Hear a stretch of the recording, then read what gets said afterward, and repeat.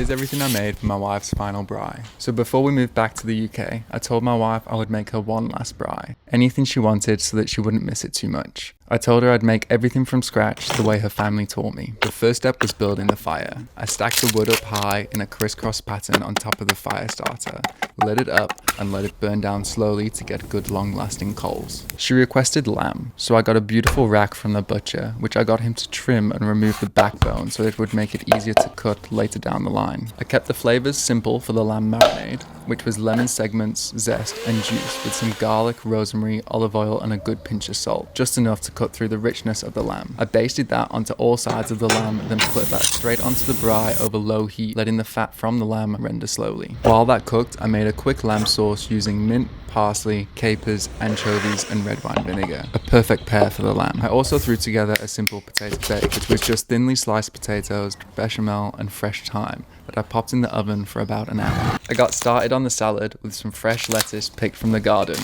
This is currently her favourite salad and for good reason. It's made up of goat's cheese, peas, shallots and avo.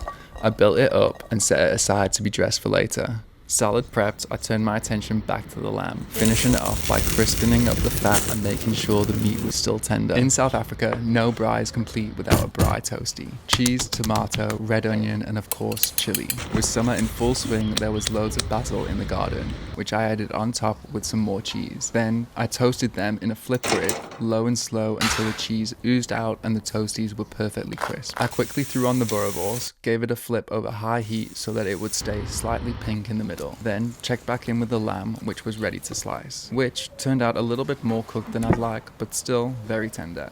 I plated it up with that zingy mint sauce underneath and microgreens on top. The salad got tossed in a simple honey mustard vinaigrette. Then I started building her plate. She's been working flat out on admin for our move to the UK, so seeing her smile when I handed her the plate made the whole 6-hour cook completely worth it. And as always, all our recipes can be found on Substack.